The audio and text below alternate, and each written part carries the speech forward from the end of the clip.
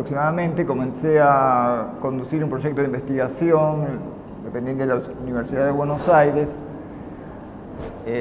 alrededor de la problemática del vínculo de la imagen y el espacio. Dependía de proyectos anteriores y uno de los problemas que nos dimos fue el de ubicar una casuística particular. ¿Qué casos podían ser interesantes para trabajar en esa articulación conceptual? Y me pareció en particular un caso de singular relevancia, el caso de los monumentos de memoria, como se dieron a llamar de un tiempo a esta parte en Argentina, los monumentos que se erigen en memoria de los desaparecidos y víctimas de la represión de la última dictadura militar en Argentina. ¿Por qué el caso nos parecía interesante? Porque nos parecía interesante en una trayectoria histórica donde los monumentos no aparecerían como algo novedoso, en el caso de las naciones americanas, como una tradición de más de un siglo de política monumental. Nos parecía interesante en realidad porque los casos que comenzamos a observar nos sugerían que los monumentos de memoria provocaban como una especie de clivaje particular en la subjetividad sobre la memoria colectiva, en vínculo con la política y en vínculo con la idea de comunidad nacional, aproximadamente en los términos que plantea Benedict Anderson, como comunidad imaginada, ¿no? La imaginación de la comunidad nacional. ¿Cuál era este tipo de clivaje? Particularmente el comienzo de un discurso evocativo ya no fundado en la fiesta de la nación, ya no fundado en el festejo de la nación, sino precisamente en el señalamiento de un capítulo ominoso de su historia. ¿Qué quiero decir? Para decirlo brevemente, lo que algunos autores, historiadores, Agulón, por ejemplo, o en la línea de Pierre Nora también, o en lugares de memoria, la tradición que algunos de estos autores llaman estatuomanía, en términos de la gran difusión que tuvo el tema del monumento y de las estatuas en la constitución de las naciones europeas, pero en particular en este caso americanas. La tradición que erigió esa manía por las estatuas fue una tradición fundada en el festejo de la nación. Y un punto también que nos pareció especialmente interesante para reflexionar sobre el caso, que en el festejo de la nación, y ahí derivamos a un poco de teoría sobre el ritual y la noción de mito en la antropología, el festejo de la nación tenía que ver con una noción de tiempo. Y esta noción de tiempo tenía que ver con una perspectiva progresista y de modernización. Para decirlo brevemente, tiene que ver con ese gesto de las estatuas, sobre todo del siglo XIX, principios del siglo XX, aunque habría casos también contemporáneos en el caso, la estatua mirando hacia el futuro, siempre de cara hacia, siempre marchando hacia, con sus caballos, ¿no? Dando el paso siempre hacia el futuro, nada hacia el pasado, siempre hacia el futuro. La idea progresista de tiempo. En el caso de los monumentos de memoria, esto comienza a hacer un ruido especial. También otro síntoma, digamos, del contexto que nos hizo pensar en los monumentos de memoria fue una serie de acontecimientos que se dieron en la Argentina en el año 1998. Y esos acontecimientos tienen que ver con un ingreso decisivo de los discursos de memoria, políticas estatales de memoria, discursos de memoria, actividades de memoria vinculadas con los organismos de derechos humanos y las políticas de Estado, que involucraron todo el accionar de los 30 años que los precedían en la órbita de las discusiones también patrimoniales. Se empezó a hablar específicamente de archivos de memorias, que se califican así, se crearon archivos particulares, museos y monumentos. Que en la Argentina, digamos, se ponga todos estos dispositivos en la órbita de la revisión de los crímenes de la dictadura, bueno, nos parecía un dato contextual relevante para pensar específicamente el caso que nos interesaba, que era el de los monumentos. Específicamente, dos acontecimientos fueron claves también que nos señalaban la importancia del caso. Uno fue un decreto presidencial de Menem, de Carlos Menem, en ese momento en la presidencia, que decretó la demolición de la ESMA, del edificio de la ESMA, que muchos de ustedes supongo lo sabrán, fue uno de los centros clandestinos de detención y tortura y muerte más relevantes de todo el aparato represivo militar de la dictadura, y además se constituyó como en el lugar emblemático de ese accionar. Tiene que ver con un gran predio de varias hectáreas donde funcionaba una escuela militar, además de la Armada, lo que lo hace más complejo, más siniestro en su caracterización, en relación con otros centros clandestinos que se mantenían en muchos casos clandestinamente o operaban directamente en comisarías o en destacamentos militares. En este caso era una escuela de formación militar, además, ese sitio. Un gran edificio dentro de la ciudad de Buenos Aires, además. El decreto del presidente Menem en ese momento fue el de la demolición. Él propuso con su decreto la demolición del predio, la parquización del lugar y la construcción. El decreto figura como un símbolo a la Unión Nacional, que en algún momento se habló también de la erección de un mástil con una bandera argentina que era el símbolo de la Unión Nacional. En el mismo año, unos meses después, el Consejo Deliberante de la Ciudad de Buenos Aires decreta la construcción de lo que se llama el Parque de la Memoria, monumento a las víctimas y asesinados por el terrorismo de Estado de la última dictadura militar. Una especie de contracara de ese decreto fue la construcción precisamente de lo que hoy se conoce popularmente como el Parque de la Memoria. Y es como una especie de inversión simbólica entre ambas propuestas, porque mientras uno llamaba a la demolición, el otro construía un espacio específico para ser evocado. Y específico en todo sentido, porque se ganaron tierras al río, es decir, se creó un espacio donde no lo había. Y al río de alguna manera, y se lo cargó de signos. Mientras el proyecto de demolición trabajaba con la idea de la borradura, el proyecto del Parque de la Memoria se caracteriza en la actualidad por una densidad de simbologías. Con la idea de esta oposición entre borradura y densidad de simbologías, me interesa señalarla, porque el caso de la borradura, que muchas veces políticamente se denuncia como políticas de olvido, en realidad no es exactamente políticas de olvido, porque el gobierno con ese gesto estaba señalando precisamente ese sitio como un lugar ominoso, sino que la idea de borradura nos sirve de alguna manera como para ver que la política de Estado no era simplemente de olvido, sino que era una política que mantenía el capítulo ominoso entre paréntesis. Algo así como: recordemos que tenemos que olvidar, recordemos la borradura. Es decir, el mástil a la unidad nacional quiere decir, bueno, no sé, como un secreto a voces, sería un poco la simbología vinculada a esto. No podemos hablar de esto, reemplacémoslo por otro signo, que no es sobre lo sucedido, sino en este caso sobre que somos capaces de olvidar esto, de mantenerlo entre paréntesis.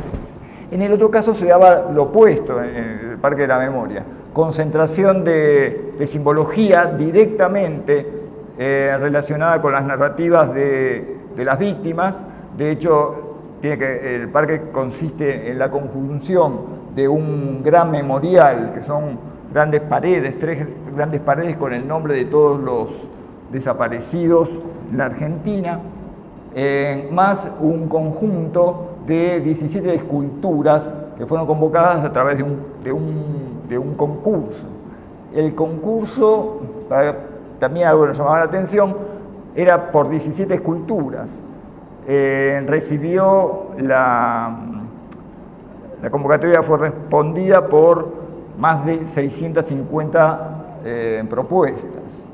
Todos estos datos de alguna manera nos señalaban que alrededor de los monumentos de memoria estaba pasando algo y que ese algo nos podía servir, digamos, para avanzar en el conocimiento de los vínculos entre política nacional y memoria. Aparecía también el lugar del monumento como un problema particular. Quería hacer algunos comentarios sobre el caso para después ir a ver algunos casos particulares en relación a lo que estoy comentando. La mayor cantidad de la bibliografía ubica los monumentos, a partir del trabajo de Pierre Nora sobre todo, como constructores de memoria, un poco lo que comentábamos antes, vinculados a la construcción festiva de la nación. Y mucha de la bibliografía señala, a partir de una cita de Musil, que es una bella cita, señala un aspecto de los monumentos que es su invisibilidad. Esta idea de que no hay los monumentos están allí, pero nadie le da bolilla, nadie sabe muy bien a quién pertenecen, nadie se detiene en ellos en el andar de la ciudad. Dice Musil, lo más notable de los monumentos es que no se notan. No hay nada tan invisible en el mundo como los monumentos. Indudablemente se los coloca para ser vistos, más aún para llamar la atención. Sin embargo, al mismo tiempo parecen estar impregnados de algo que los hace refractarios a nuestra atención. El dato es importante y todos nosotros convivimos de alguna forma con eso, ¿no? Venía transitando por la avenida de la Alameda y es un eje monumental espectacular como para analizarlo un poco en esta perspectiva. Sin embargo, la gente no se detiene en los monumentos más que tal vez para protegerse un poco del sol o algo por el estilo. Son invisibles en este sentido. De todas maneras, la invisibilidad es una metáfora. Y lo que a mí me parece característico en realidad del monumento no es solamente este dato, sino que está vinculado con la invisibilidad, entre comillas, del monumento, pero también con esto que dice Musil sobre esta especie de pátina que tienen, que los hace refractarios. Es decir, para decirlo brevemente, son invisibles y visibles al mismo tiempo. Y ahí reside el poder de los monumentos. En parte de la bibliografía también se hacen comentarios sobre este aspecto, es decir, los monumentos solamente operan en términos de las comisiones y los intereses políticos coyunturales que los construyen. Después pasan al olvido. Nosotros sospechamos un poco de ese tipo de apreciaciones, sin descuidar, claro, que esas políticas locales coyunturales existen. También existe esta otra presencia de lo monumental en términos de la naturalización de un signo en el espacio público cargado de autoridad. Los monumentos en líneas generales son precisamente signos de autoridad que lo que hacen es reproducir no solamente la figura de tal o cual personaje, sino precisamente criterios de autoridad, historia nacional, criterios de historicidad y en líneas, me refiero, cuando hablo de autoridad, me refiero a, por ejemplo, la apelación a lo monumental, a lo gigante, a los pedestales, al gesto hierático, etc. Lo poderosa que tiene es que son las dos cosas al mismo tiempo. Pueden operar tanto en el momento de lo profano, el ir a comer algo a la sombra de un monumento, o en el ámbito de lo sacro, en el contexto de los rituales evocativos, fechas nacionales, patrias, etc. Y como diría Durkheim, de alguna manera, en relación a los monumentos, si insistimos con esta idea de que en realidad son más invisibles que otra cosa, tratemos de destruirlos. Y veamos qué es lo que pasa, ¿no? Durkheim hacía este tipo de comentarios. Usted piensa que no son importantes, trate de sacarlos, trate de destruirlos, atente contra ellos y vea si es realmente así, para señalar precisamente ese carácter imperativo que este tipo de esculturas tiene. Llegado a este punto, nos presentaban un problema de cómo abordar teóricamente esta serie de aristas. Por supuesto, la historia del monumento nos interesa, es decir, quién lo hizo, en qué contexto, etc. Cuáles son las organizaciones que están vinculadas específicamente a ese accionar. Pero sobre eso, lo que también nos interesa en forma particular en relación al caso de los monumentos de memoria es esta noción que comentaba antes de clivaje en términos de la temporalidad que estaría involucrada en la construcción monumental. No solamente los monumentos estarían señalando determinados relatos de memorias particulares, un prócer, un acontecimiento, sino que estarían siendo, por eso su mantención, ¿no?, a lo largo de la historia de las naciones, estarían reproduciendo y produciendo nociones de tiempo singulares en el contexto en la población en líneas generales. Esa noción de tiempo, vinculada al caso ominoso que están señalando los monumentos de memoria, nos lleva directamente a un problema de tipo teórico, es decir, cómo abordar este problema. Porque hay mucha teoría en términos del ritual y la fiesta, pero no tanto en términos de rituales y monumentos que estén operando en términos de rever capítulos ominosos. De la propia sociedad además, ¿no? Porque había antecedentes en el caso de los monumentos de los caídos, por ejemplo, en guerras, en el caso de la Primera Guerra en adelante. Pero en este caso es la propia sociedad que evoca un capítulo ominoso de sí misma. Para decirlo brevemente, parece que me estoy extendiendo demasiado, apelamos a diferentes perspectivas teóricas tratando de combinarlas. Desde el psicoanálisis, por supuesto, porque comenzamos a operar con la noción de trauma, a partir de determinada bibliografía que toma el caso de los estudios de memoria en vínculo con la propuesta psicoanalítica. ¿Por qué el psicoanálisis? Porque en Freud en particular, pero pueden determinadas relecturas de Lacan, hay una teoría de la memoria. Y esa teoría de la memoria está particularmente atenta a precisamente los hechos traumáticos. A diferencia de otras teorías de la memoria que están más vinculadas con la perspectiva de invención de las tradiciones, el caso de Hobsbawm y demás. La filosofía de la historia, el caso de Benjamin, que también comienza a repensar la noción de historia en vínculo con la temporalidad, desde precisamente las experiencias traumáticas, de la modernización en este caso, y de la idea de progreso. Y la teoría histórica también, historiográfica, más contemporánea. Dominique Lacapra es uno de los autores también centrales para repensar la historia en términos de trauma. El caso emblemático es Alemania y el Holocausto. Tengo una breve, no tan breve cita de Freud al respecto para ver que este tipo de problema o la pregunta que nosotros nos estamos haciendo en realidad aparece en autores contemporáneos, pero en la base del psicoanálisis hay como comentarios sobre este tipo de problemas en términos sociales. Me parece emblemática de alguna manera la nota, la cita, es una conferencia de divulgación de 1906. Dice Freud: nuestros enfermos de histeria padecen de reminiscencias. Sus síntomas son restos y símbolos némicos de ciertas vivencias traumáticas. Una comparación con otros símbolos némicos de campos diversos acaso nos lleve a comprender con mayor profundidad este simbolismo. También los monumentos con que adornamos nuestras grandes ciudades son símbolos némicos. Si ustedes van de paseo por Londres, hallarán una columna gótica ricamente guarnecida, la Charing Cross. En el siglo XIII, uno de los antiguos reyes de la casa de Plantagenet hizo conducir a Westminster los despojos de su amada reina, Eleonor, y erigió cruces góticas en cada una de las estaciones donde el sarcófago se depositaba. La Charing Cross es el último de los monumentos, es decir, señala el último capítulo de esa procesión. Conserva, dice, el recuerdo doliente de ese itinerario. Otro lugar de la ciudad, en otro lugar se descubrirán una columna más moderna, que en aras de la brevedad la llaman el monumento. En Berlín, en la actualidad, el monumento es el monumento al Holocausto, que es uno de los monumentos más grandes, más visitados, si se quiere, de la ciudad en este momento.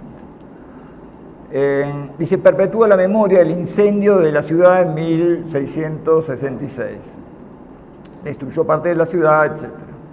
Dos casos luctuosos de monumentos vinculados a esa memoria.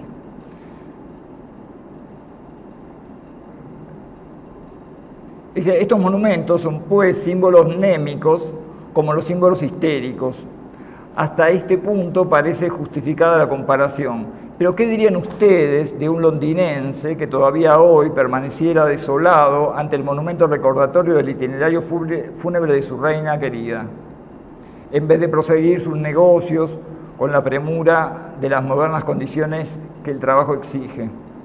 O de otro que ante el monumento llorara la reducción de cenizas de su amada ciudad, que empero hace ya mucho tiempo que fue restaurada con mayor esplendor todavía.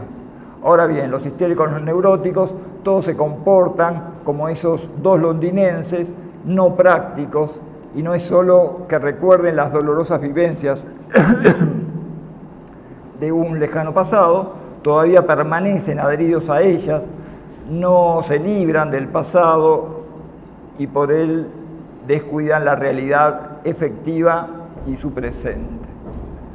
Me pareció como una cita emblemática de este tipo de problemas, y me parece singular también que Freud tenga que recurrir a ejemplos previos a la constitución del Estado-Nación, porque en el momento de auge de la estatuomanía, porque en ese momento las estatuas que se erigían eran precisamente festivas y no de este tipo traumático. El caso de los monumentos de memoria en Argentina se encuentra un poco en este tipo de disyuntiva, pero habría que agregar algo más en relación a esta perspectiva tipo psicoanalítica, que es la noción de trauma como herida. La etimología del término remite a la noción de herida, en un problema de significación, es decir, el trauma comienza a ser visto con algunas relecturas, incluso a partir de la propuesta de Lacan, como una herida en el plano de la significación. Es decir, no solamente un hecho violento, etcétera, que genera una conmoción importante en el plano de los sentimientos, sino en el plano de los sentimientos en vínculos con las formas de simbolización que ese acontecimiento va a tener a posteriori. ¿Qué se hace con él de alguna manera? La perspectiva de la memoria, en este caso, la teoría del tiempo vinculada al psicoanálisis, no pone el acento tanto en lo sucedido, sino más bien en la relación que el sujeto entabla con lo sucedido. Y en este caso, la noción de trauma como herida en el proceso de simbolización es relevante. Habría dos, para decirlo muy salvajemente, muy escuetamente, habría como dos perspectivas posibles en este sistema. Uno tendría que ver con la oclusión en la significación sobre lo sucedido, mientras que el otro estaría provocando la narración sobre lo sucedido. Para decirlo también brevemente, el caso de la demolición que comentaba antes, comentaría el primer caso, y el caso del Parque de la Memoria, precisamente el caso opuesto. Esto en el psicoanálisis se menciona también como el retorno de lo reprimido, de ahí un poco la parafernalia terminológica psicoanalítica del título del término. El retorno de lo reprimido, que aparece como una metáfora, como algo que retorna del pasado, en realidad, también Lacan mediante, no se ve precisamente como una operación del pasado hacia el presente, sino precisamente del presente hacia el futuro. Invierte los términos. El retorno de lo reprimido en realidad es el presente que busca el pasado en términos de una perspectiva a futuro. Crea un escenario futuro, por decirlo de alguna manera, provoca tiempo. Es decir, en una perspectiva de construcción temporal particular.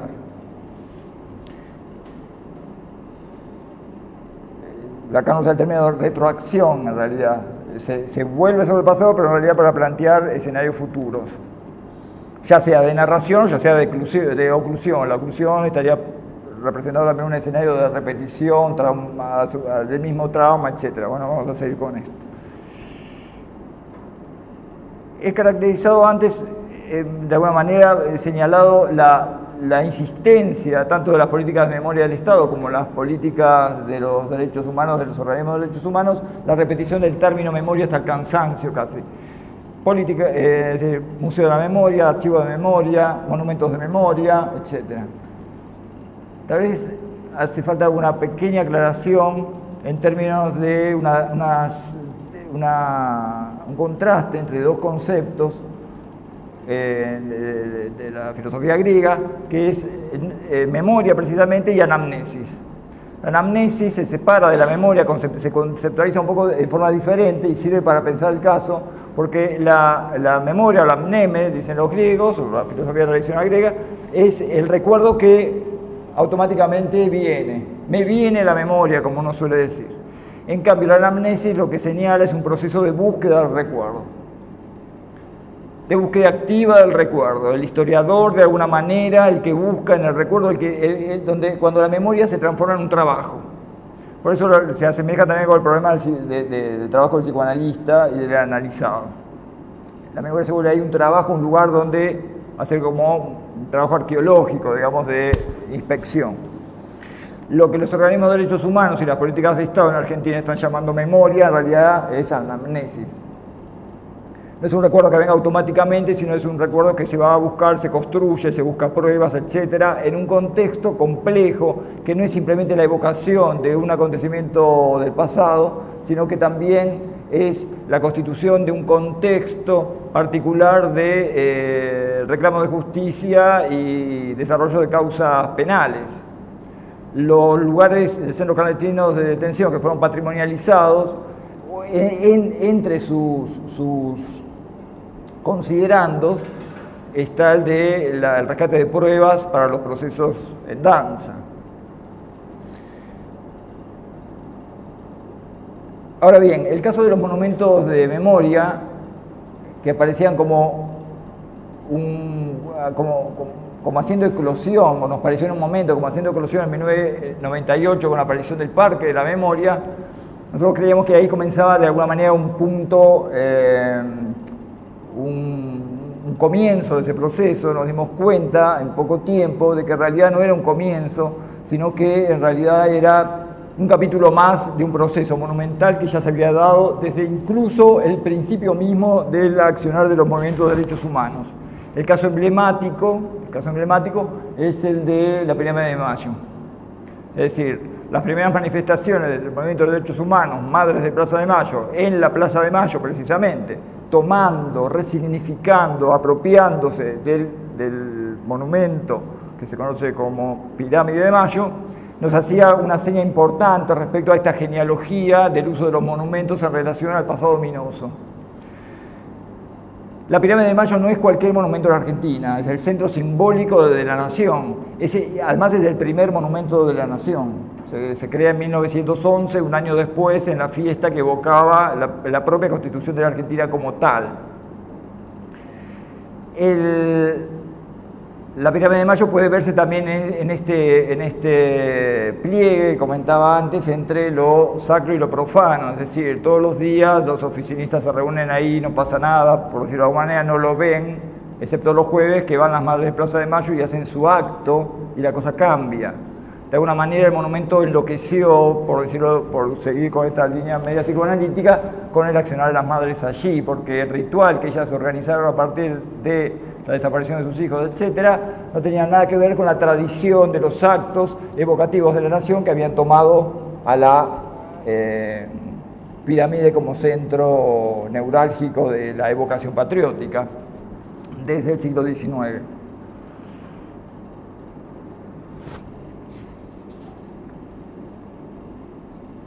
Para terminar, quería hacer otro comentario en relación al problema de los casos que estamos abordando. Si bien el movimiento de derechos humanos, Madre de Plaza de Mayo, comenzó precisamente en ese lugar neurálgico, eso nos da un dato relevante, también nos dimos cuenta, poco tiempo de indagar, que en el interior del país se había dado un fenómeno en torno a la década del 90, muy anterior al Parque de la Memoria, que fue la diseminación de monumentos de memoria construidos por el desarrollo de iniciativas locales, desde ciudades capitales hasta pueblos de 200, 500, 1000 habitantes. O sea, de pequeñas poblaciones muy pequeñas que incluso no contaban con monumentos o contaban con muy pocos monumentos, sumaron en la década del 90 y continúan, un proceso que continúa abierto, sus propias iniciativas. Caso singular, caso testigo, es el monumento de la ciudad de Paraná, Amanda Mayor, una artista local, a fines de los 80 ya. Ella tiene su hijo desaparecido en lo que se conoce como la masacre de Margarita Belén, en la provincia del Chaco, fusilamiento. Todavía no encontró los restos de su hijo.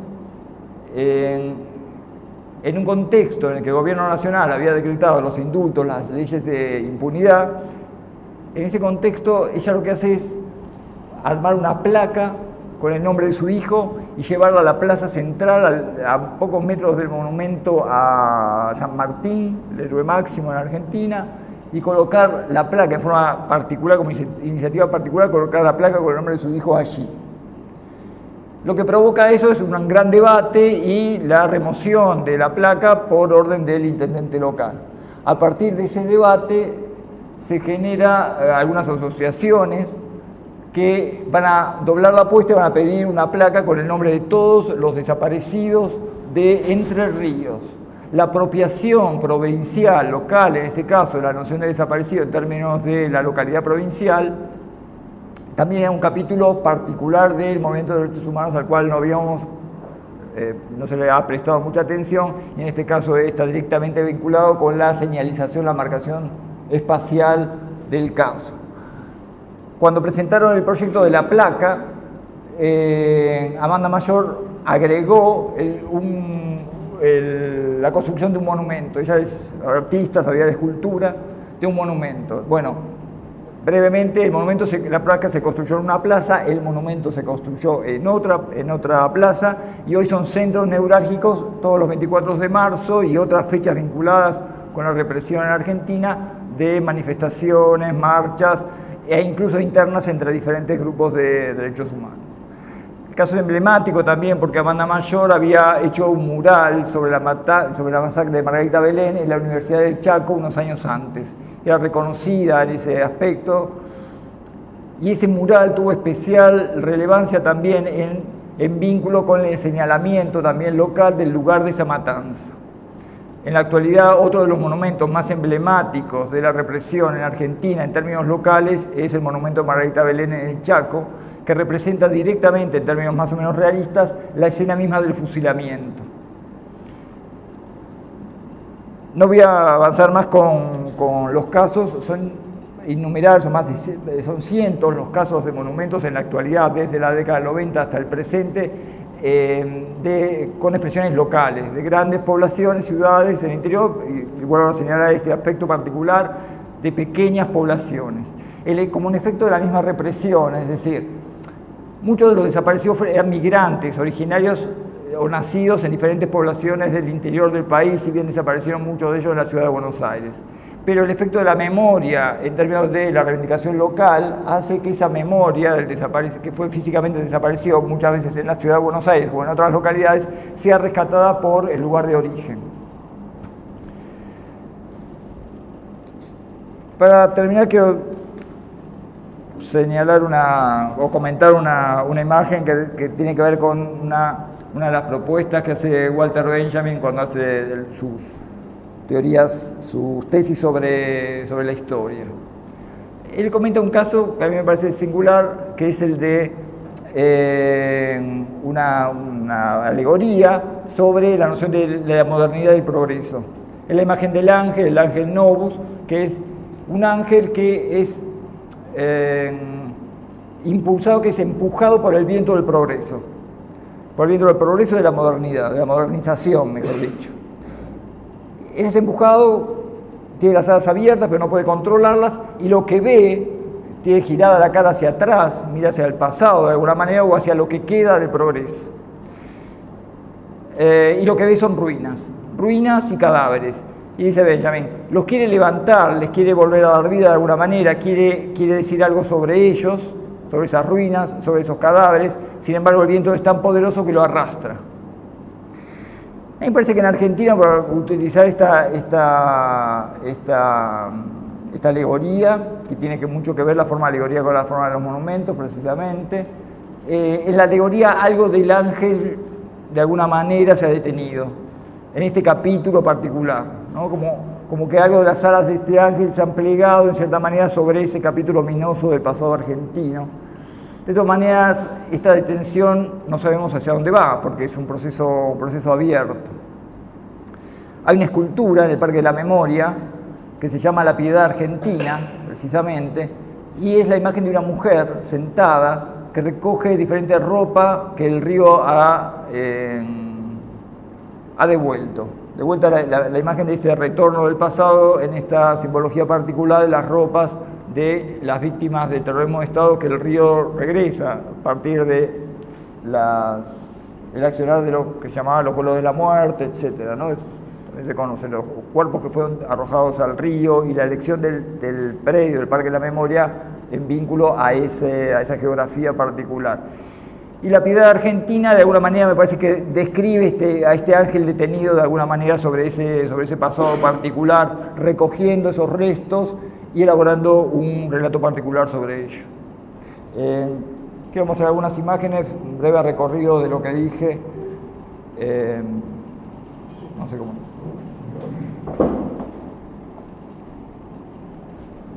¿Cuáles son?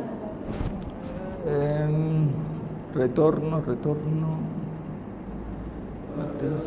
¿La carpeta? Ahí está. Este es el monumento, la Pirámide de Mayo, intervenida en el 2006, en el 30 aniversario de las Madres de Plaza de Mayo, ¿no? Los diferentes, o sea, la apropiación del lugar, la resignificación del sitio. Cabe agregar dos cosas en relación a la Pirámide de Mayo. Se llama monumento punto cero de la vocación de la saga nacional, pero hoy también tumba de la primera Madre de Plaza de Mayo, o sea, Azucena Villaflor, que fue víctima de un vuelo a la muerte, fue reencontrado sus restos y las cenizas fueron enterradas en la base de la pirámide. El circuito de la ronda de las Madres de Plaza de Mayo ha sido patrimonializado. Hay un decreto que lo constituye como lugar histórico y hoy está marcado por la simbología de los pañuelos. Otra de las marchas. Una de las últimas marchas, los 35 años de Madres. También otro de los monumentos cercanos, también vinculado a una narrativa de los orígenes de la propia organización. En este caso, línea fundadora que menciona que las primeras rondas fueron en realidad alrededor del monumento de Belgrano, fundador de la bandera, etcétera, y no de la pirámide. Bueno, hacia las internas del mismo movimiento, digamos. Sí, la misma. Otra marcha. El Parque de la Memoria, el parte del memorial del Parque de la Memoria, el día de su inauguración. Y de lo que comentábamos antes, este doble carácter de los monumentos entre lo sacro y lo profano, es decir, el lugar del tiempo cotidiano, pero también el lugar del tiempo ritual y de la conmemoración del familiar en este caso. Este es otro tema importante, que es que en la tradición más conocida, los monumentos lo que evocan son procesos cerrados de alguna manera o quieren de alguna manera presentarse como tales. En el caso de la Argentina, los monumentos de memoria no solamente están vinculados con procesos legales abiertos, sino con sobrevivientes.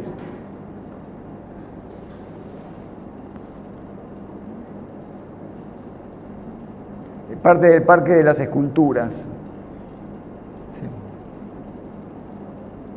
Del mismo predio. Esa es una sala de exposiciones que tiene un nombre singular y remite al problema que yo comentaba antes de la política de memoria como constructora de temporalidad específicamente. Es una sala de eventos que se llama País. Ahora, País en realidad reúne, es una sigla. País no quiere decir país en términos literarios, aunque también, sino que quiere decir presentes ahora y siempre. Y tiene que ver con una consigna del movimiento de derechos humanos, de los actos, de los rituales, que es brevemente así, dice, el orador interpela a los presentes diciendo 30.000 detenidos desaparecidos, presentes, ahora y siempre, contesta, ¿no?, los presentes, precisamente. Se toma esa sigla y se constituye, ¿no?, se comunaliza de alguna manera para volver a la idea de comunidad y construcción de cómo se construye comunidad al mismo tiempo que se construye temporalidad. Presentes, ahora y siempre, precisamente son apelaciones a la temporalidad. En la retórica de los últimos 35 años de derechos humanos en Argentina, los casos son varios, bueno, teníamos que punto final, nunca más, etcétera, y toda una serie de retórica vinculada a la marcación de la temporalidad en particular, a partir del reclamo de justicia, ¿no? En el caso de Paraná, la placa que les comentaba, en el caso de Paraná, la capital de Entre Ríos, de la provincia de Entre Ríos en la Argentina. La misma placa. El monumento de Amanda Mayor. El caso, bueno, no vamos a detenernos mucho más en esto, pero la alegoría femenina vinculada a la representación de la República, la libertad, en el caso de los usos alegóricos que se hicieron al siglo XIX y que está depositada precisamente en la cúpula de la pirámide de Mayo, es resimbolizada en este caso directamente por la madre de Plaza de Mayo. La madre bandera, la llamaba la autora, murió hace unos años. Y representa una secuencia, o quiere representar una secuencia. El desaparecido capturado, la muerte del desaparecido, la apertura democrática, el nunca más, la nacionalización del evento, de esta memoria traumática vinculada con esa expresión particular, y la última silueta hace mención a Moisés y al lugar de la ley, de las tablas de la ley. El movimiento de derechos humanos tuvo vínculos importantes con lo religioso, ¿sí?, con las instituciones religiosas por diferentes motivos. Lo que quiero señalar de esto también es la cercanía de lo sacro en términos de la ideología nacional, en términos de comunidad nacional y religiosa.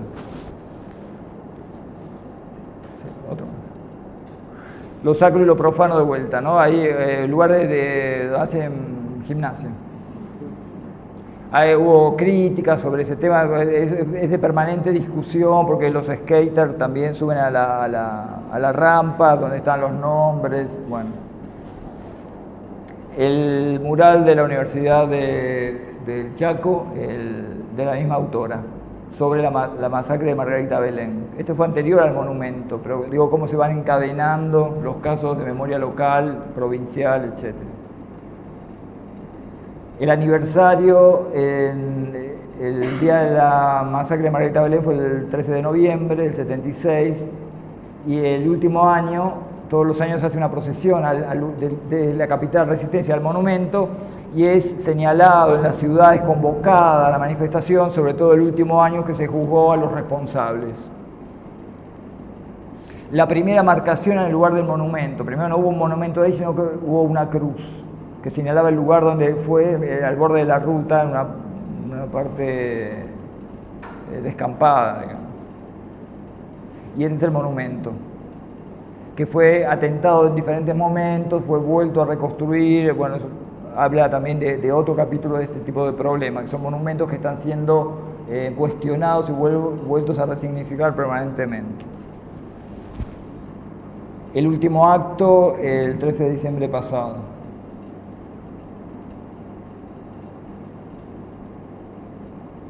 Y ahora una serie de monumentos en localidades menores. En San Pedro, del año 86, un monumento junto a un antiguo pedestal del siglo XIX. En la provincia de Entre Ríos, una plaza de un barrio, es un barrio de casas de fin de semana, clase media, media alta, y sin embargo la plaza, que partieron hace poco, la mencionan como la plaza de las madres y abuelas de Plaza de Mayo. Pueblo Liebig, no lejos de ahí, un pequeño pueblo que apenas sobrevive de lo que fue un viejo frigorífico, que hace mucho solo quedaron algunas pocas familias ahí. Sin embargo, al lado del camino, cerca de lo que sería algo así como la plaza central, la mención, otra, de una desaparecida local del lugar. Otra. El pueblo de Basavilbaso, también en Entre Ríos, lo que llaman el Cubo de la Memoria, se inauguró hace 2 años frente a la escuela donde estudió el joven desaparecido de esa localidad. La ciudad de Santiago del Estero. Y las intervenciones permanentes que reciben. Atrás tienen una leyenda que dice Memoria, Verdad y Justicia, que es el eslogan que se constituyó en los últimos años en Argentina como central en la reivindicación de los derechos humanos. Le escriben ni verdad, ni memoria, ni justicia. El caso de una masacre parecida al de Margarita Belén, en el caso de las Palomitas en Salta, comienza a ser señalizado oficialmente como lugar histórico. Además de la cruz, de la intervención de los organismos de derechos humanos familiares, referencia histórica. O sea, uno va por esa ruta y encuentra la saga vinculada a Belgrano en particular, de la independencia, con intervenciones del lugar histórico, en este caso la que se llama Masacre de las Palomitas. Y finalmente la alegoría que yo les comentaba del Parque de la Memoria, que me parecía un poco emblemática en 2 sentidos. Primero en relación a la relación con el ángel Novus que les comentaba, pero nos falta un dato también, que por problemas técnicos no se puede construir. Y ese pequeño dato, para usar un poco el psicoanálisis, me parece también como sintomático de lo complejo del proceso. En la perspectiva también, un poco del resumen de estas teorías, el trauma no se cura. El trauma genera relatos sobre sí mismo, pero no tiene un punto final, por decirlo de alguna manera. O se acalla o produce relatos, diversos relatos. Es decir, está presente el problema de la simbolización sobre lo que pasó. El movimiento de derechos humanos en Argentina, en relación en este caso a los monumentos, pero no solamente a los monumentos, habría que sumar cine, literatura, etcétera, etcétera, es una permanente usina, se transformó en una permanente usina de producción de relatos sobre ese capítulo ominoso.